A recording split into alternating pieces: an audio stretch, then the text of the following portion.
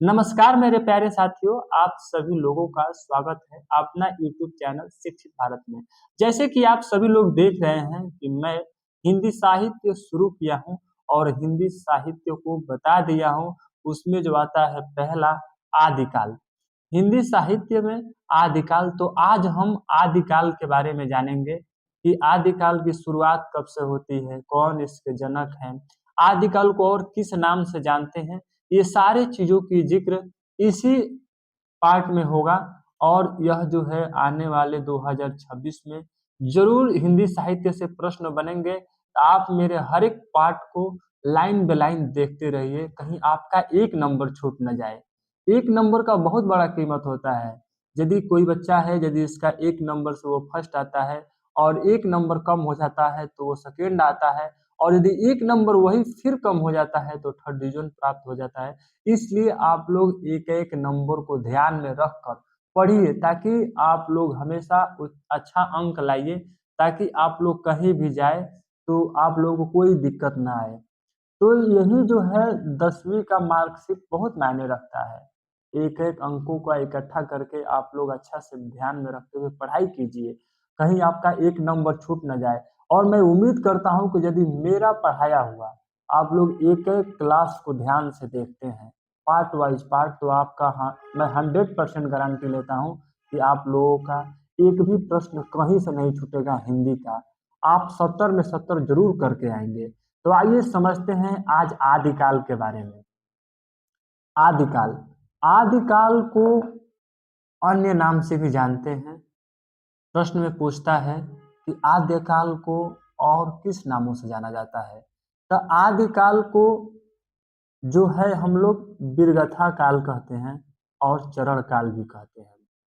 देखिए, आदिकाल हजारी प्रसाद द्विवेदी द्वारा दिया गया नाम है। यदि पूछता है आप लोगों को कि आदिकाल को किसने नाम दिया था, तो हजारी प्रसाद द्विवेदी जी।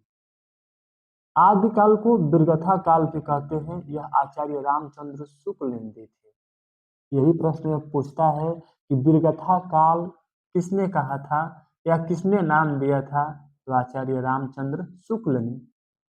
तीसरा जो आता है चरण काल, डॉक्टर राम कुमार वर्मा ने इनसे क्या कहा था, चरण काल के नाम से पुकारा था। और हम आदिकाल को प्रारंभिक काल भी कहते हैं और इसे बीजवपन काल भी कहते हैं, याद रखिएगा। यदि आप लोगों से पूछता है कि प्रारंभिक काल किस काल को कहा जाता है, तो आदिकाल को कहा जाता है। प्रश्न कई प्रकार से बन सकता है घुमाकर। यदि आप लोगों से पूछता है कि बीजवपन काल किसे कहते हैं, तो आदिकाल को कहते हैं। ठीक है। यदि आप लोगों से प्रश्न पूछता है कि हजारी प्रसाद द्विवेदी द्वारा दिया गया नाम क्या है, तो वह आदिकाल है। यदि आपसे पूछे कि आचार्य रामचंद्र शुक्ल द्वारा दिया गया काल क्या है, तो वीरगथा काल है। उम्मीद करते हैं कि इतना आप सभी लोगों को समझ में आया होगा। चलिए, आदिकाल का जो समय सारणी रहा है वो 10वीं से 14वीं शताब्दी माना जाता है।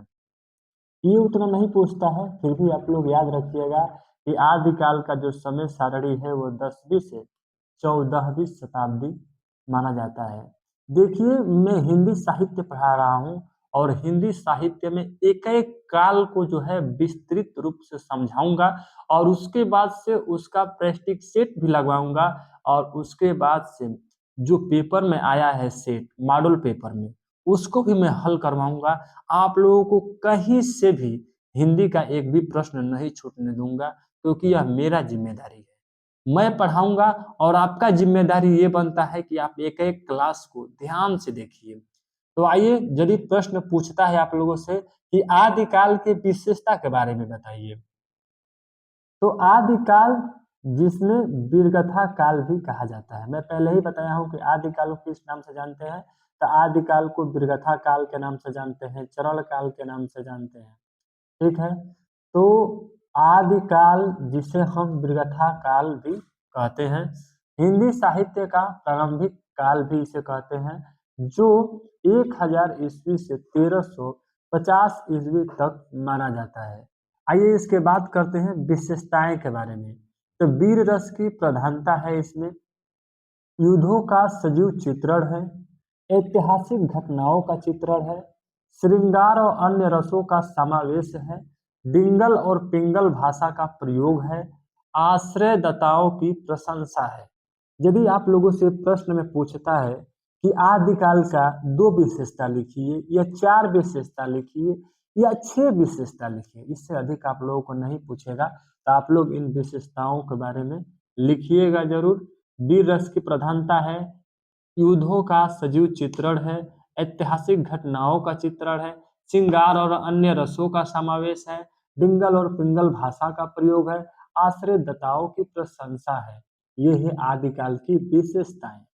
अब आइए, यदि आदिकाल के जनक, यदि आप लोगों से प्रश्न में यही पूछ सकता है कि आदिकाल के जनक कौन है, तो आचार्य हजारी प्रसाद द्विवेदी आदिकाल के जनक हैं। इन्होंने ही आदिकाल नाम दिए थे।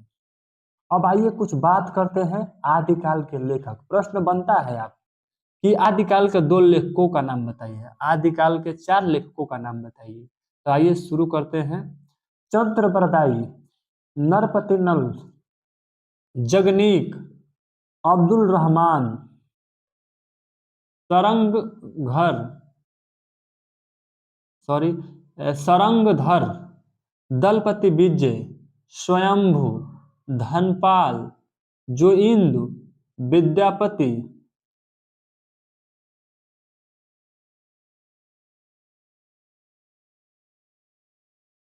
सरहपा। आदिकाल की रचनाएं, प्रश्न में पूछता है कि आदिकाल की 2 रचनाएं या 4 रचनाएं के बारे में बताइए, तो आप लोग ध्यान से सुनिएगा एक एक चीज। पृथ्वीराज रासा, पृथ्वीराज रासो, वरमाल रासो, जिसे हम अल्लाह खंड भी कहते हैं, बिसल देव रासो, खुमान रासो, पहेलिया, मुकरिया, गजल।